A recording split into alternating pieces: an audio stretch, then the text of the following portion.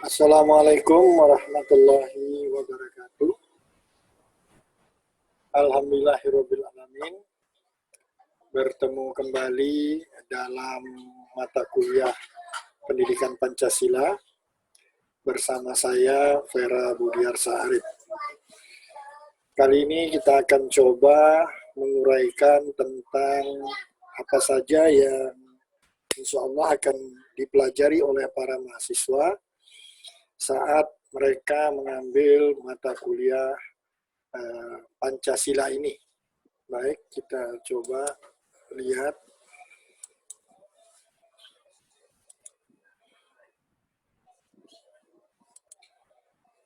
Ya, ini.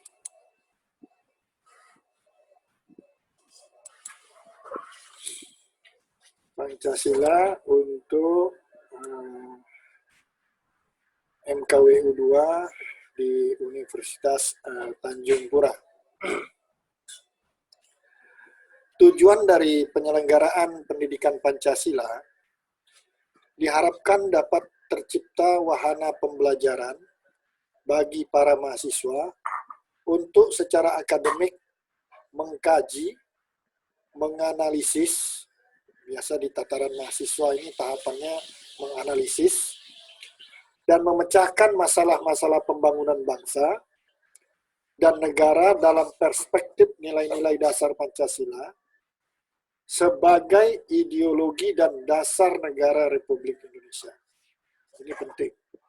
Jadi tujuan dari penyelenggaraan pendidikan Pancasila adalah agar mahasiswa secara akademik mengkaji, menganalisis, dan memecahkan masalah-masalah pembangunan dalam perspektif nilai-nilai dasar Pancasila sebagai ideologi dan dasar negara Republik Indonesia. Pendidikan Pancasila sebagai bagian dari pendidikan nasional bertujuan untuk mewujudkan tujuan pendidikan nasional. Jadi tujuan dari pendidikan Pancasila sendiri adalah dalam rangka untuk mewujudkan tujuan pendidikan nasional itu sendiri. Apa itu sistem pendidikan nasional? Sistem pendidikan nasional yang ada merupakan rangkaian konsep, program, tata cara, dan usaha untuk mewujudkan tujuan nasional yang diamanatkan dalam Undang-Undang Dasar tahun 1945. Apa itu? Yaitu mencerdaskan kehidupan bangsa. Dari tujuan yang secara umum tadi, kita bergerak ke tujuan yang spesifik. Tujuan yang spesifik dari pendidikan Pancasila ini pertama,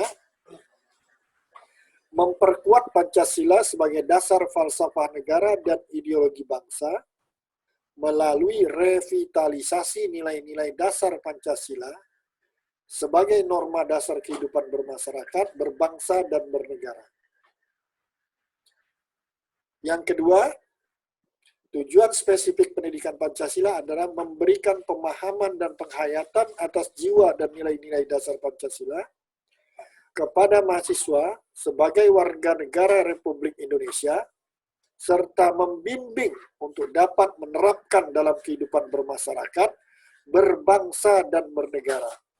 Yang ketiga, tujuan spesifik pendidikan Pancasila adalah mempersiapkan mahasiswa agar mampu menganalisis, nah ini kan tahapannya menganalisis, dan mencari solusi terhadap berbagai persoalan kehidupan bermasyarakat, berbangsa, dan bernegara melalui sistem pemikiran yang berdasarkan nilai-nilai Pancasila dan Undang-Undang Dasar Negara Republik Indonesia tahun 1945. Tujuan spesifik pendidikan Pancasila yang keempat, membentuk sikap mental mahasiswa. Nah, ini penting ini, sikap mental mahasiswa, karena saudara baru beralih dari tataran pendidikan menengah atas masuk ke tataran pendidikan tinggi. Membentuk sikap mental mahasiswa yang mampu mengapresiasi nilai-nilai. Yang pertama, ketuhanan. Yang kedua, kemanusiaan. Yang ketiga, kecintaan pada tanah air dan kesatuan bangsa, serta penguatan masyarakat madani yang demokratis. Masyarakat madani yang demokratis. Nanti saudara bisa lihat apa itu masyarakat madani. Berkeadilan dan bermartabat berlandaskan Pancasila. Untuk mampu berinteraksi dengan dinamika internal dan eksternal masyarakat bangsa Indonesia. Jadi tujuan spesifik pendidikan Pancasila keempat ini penting nampaknya. Jadi nilai-nilai mulai dari ketuhanan, kemanusiaan, kecintaan pada tanah air dan kesatuan bangsa. Mungkin bisa sedikit saya jelaskan. Contohnya saja, kecintaan pada tanah air dan kesatuan bangsa. Ini biasanya baru kita rasakan itu di saat kita jauh dari negara kita. Bagi saudara yang pernah mungkin pertukaran siswa ke luar negeri atau sebatas berwisata ke luar negeri, itu rasa kecintaan pada tanah air itu secara tidak langsung akan tumbuh dengan sendirinya. Jadi kalau ketemu dengan teman sebangsa itu bukan main rasanya. Nah, memang kalau kita yang hidup di Indonesia sendiri, biasanya agak kurang gimana gitu. Jadi itulah pentingnya kita belajar Pancasila ini supaya kita dalam berinteraksi internal itu artinya di dalam kita sendiri, eksternal tadi contoh saya berbangsa dan bernegara dengan negara-negara tetangga di dunia ini. Nah, nilai-nilai ini tidak boleh lepas. Misalnya, kebetulan saya juga ada mengajar di mahasiswa yang di program studi hubungan internasional ya. Nah, saudara itu calon-calon diplomat kan. Ini penting. Jadi mudah-mudahan dengan kajian kita ini akan melekat di dalam alam bawah sadar saudara, sehingga pada saat saudara bertugas, nilai-nilai ini akan tercermin. Baik, setelah tujuan yang spesifik, kita beralih pula ke capaian. Nah, ada tujuan, lalu ada target capaian. Target capaian yang pertama diharapkan memiliki kemampuan analisis.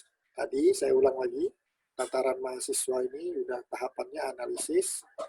Berpikir rasional, bersikap kritis dalam menghadapi persoalan-persoalan dalam kehidupan bermasyarakat, berbangsa, dan bernegara. Kemampuan analisis, berpikir rasional, bersikap kritis. Ini memang perlu latihan. Baik, lanjut dulu. Yang kedua, capaian pembelajaran pendidikan Pancasila yang kedua yaitu memiliki kemampuan dan tanggung jawab intelektual dalam mengenali masalah-masalah dan memberi solusi berdasarkan nilai-nilai Pancasila.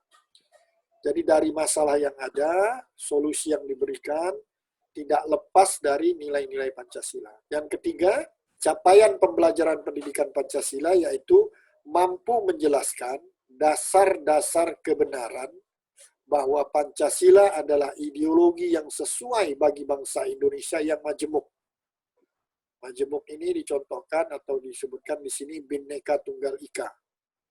Tahu tentu ya? Sudah sering mendengar. Di mana tulisan ini ada? Di lambang burung Garuda di belakang. Itu ada tulisan Bhinneka Tunggal Ika. Silakan nanti dilihat makna dari Bhinneka Tunggal Ika. Di sini katakan bahwa bangsa Indonesia yang majemuk. Lanjut, capaian pembelajaran pendidikan Pancasila yang keempat, mampu mengimplementasikan dan melestarikan nilai-nilai Pancasila dalam realitas kehidupan. Dari yang mudah-mudah, dari yang sehari-hari. Apa misalnya? Dilarang membuang sampah sembarangan, toleransi dengan orang, Terutama kalau sekarang ini, kalau yang saya rasakan itu dalam berkendara di jalan raya. Nggak ada yang mau ngalah. Semuanya mau dulu-duluan. Sampai kadang-kadang kita bingung. Ini orang dah kebelet semua atau gimana? Ngeri, terutama kendaraan bermotor ya. Mudah-mudahan kita selalu dilindungi ya. Karena itu sebenarnya ada yang berpendapat dari cara kita mengemudi itu udah nampak. Sikap pribadi seseorang itu bisa dilihat dari cara dia mengendarai kendaraan. Oke, ini yang keempat, mampu mengimplementasikan dan melestarikan nilai-nilai Pancasila dalam realitas kehidupan. Yang kelima, capaian pembelajaran pendidikan Pancasila memiliki karakter ilmuwan. Insya Allah saudara ini semuanya yang sedang baru mulai menapaki pendidikan tinggi ini adalah calon-calon ilmuwan dan profesional. Jadi walaupun mungkin strata 1 bukan pendidikan keprofesian ya, bukan keprofesian. Tapi nanti ini merupakan langkah awal sebelum saudara akan jauh lebih mendalami profesi masing-masing. Memiliki karakter ilmuwan dan profesional yang Pancasilais, yang memiliki komitmen atas kelangsungan hidup dan kejayaan Negara Kesatuan Republik Indonesia. Siapa lagi kalau bukan saudara ini? Kami ini selalu berharap dan berdoa menitipkan Negara Kesatuan Republik Indonesia yang katanya harga mati ini kepada para calon ilmuwan dan profesional masa depan. Silakan. Mudah-mudahan semuanya dimudahkan. Baik, setelah tadi kita melihat tujuan umum, tujuan spesifik, dan capaian, ini insya Allah akan kita sampaikan dalam pertemuan-pertemuan yang direncanakan ini. 1-2 itu kita akan mempelajari atau melihat tentang Pancasila dalam kajian sejarah bangsa Indonesia. Ini dibagi untuk memudahkan dalam kita memahami, dibagi dalam era atau periode. Jadi yang pertama era pra-kemerdekaan, yang kedua era kemerdekaan, 3 era orde lama, yang keempat era orde baru, yang kelima atau terakhir yang sekarang kita sama-sama jalani adalah era reformasi. Ini biasanya kita sampaikan di minggu pertama dan kedua. Untuk minggu ketiga dan keempat, ini kita akan coba melihat Pancasila sebagai dasar negara. Yang pertama, hubungan Pancasila dengan pembukaan Undang-Undang Dasar Negara Republik Indonesia tahun 1945. Yang kedua, penjabaran Pancasila dalam batang tubuh dari Undang-Undang Dasar Negara Republik Indonesia tahun 1945. Dan yang terakhir, yang ketiga ini implementasi dari Pancasila dalam pembuatan kebijakan negara dalam bidang politik, ekonomi, sosial budaya, dan HANKAM. Lengkap ini rasanya. Terus minggu berikutnya sebelum ujian tengah semester biasanya kita lanjutkan dengan melihat Pancasila sebagai ideologi negara. Nah, yang pertama pengertian ideologi itu sendiri, Pancasila, dan kita sandingkan dengan ideologi-ideologi apa saja yang ada di dunia ini. Karena pada umumnya tiap negara mempunyai ideologi masing-masing. Dan yang terakhir, coba juga dilihat Pancasila dan agama. Walaupun terus terang untuk kajian ini cukup berat karena saya juga tidak mendalami agama dengan ini, termasuk orang yang masih belajar. Tapi tidak apa-apa, nanti coba kita lihat ya satu-satu. Nah, setelah ujian tengah semester, kita lanjutkan. Harusnya ini kalau 14 minggu atau 16 minggu dengan ujian tengah dan ujian akhir, semuanya 16. Tapi tidak apa, 8 atau 9. Ini Pancasila sebagai sistem filsafat. Nah, ini kemarin saya sampaikan filsafat ini sebenarnya umumnya dalam pendidikan tinggi seperti yang saya alami sendiri saat saya menempuh tugas belajar itu ketemunya di tataran atau jenjang pendidikan S3 atau program doktor. Tapi tidak apa-apa, ini kita tinjau dari Pancasilanya. Jadi kita lihat sebentar pengertian filsafat, filsafat Pancasila sendiri, hakikat dari sila-sila Pancasila. Oke, selanjutnya masih setelah UTS ini, Pancasila sebagai sistem etika. Nah, ini menarik ini. Etika ini nanti coba kita lihat. Memang walaupun di saat new normal ini, pendidikan masih dalam jaringan, dan seperti sekarang ini saya membuat video rekaman pembelajaran, memang mencontohkan ini agak susah-susah gampang, tapi nanti coba kita lihat dengan gambar-gambar yang kita bisa dapatkan, baik dari buku wajib maupun dari internet misalnya. Yang pertama, pengertian etika, baru etika Pancasila itu bagaimana, terus Pancasila sebagai solusi problem bangsa, seperti korupsi. Ada yang belum tahu korupsi? Jangan belajar ya. Kerusakan lingkungan, buang sampah sembarangan, dekadensi moral, ini apa nih dekadensi moral nih, dan seterusnya, atau dan lain-lain.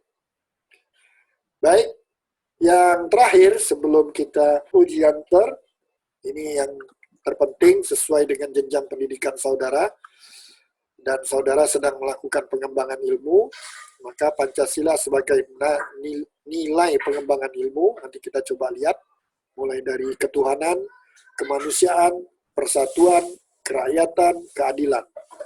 Ini mirip dengan atau sejalan dengan sila-sila di Pancasila, dari yang pertama, kedua, ketiga, keempat, dan kelima. Oke, itu tadi mulai dari apa tadi? Tujuan umum, spesifik, capaian, sumber bacaan.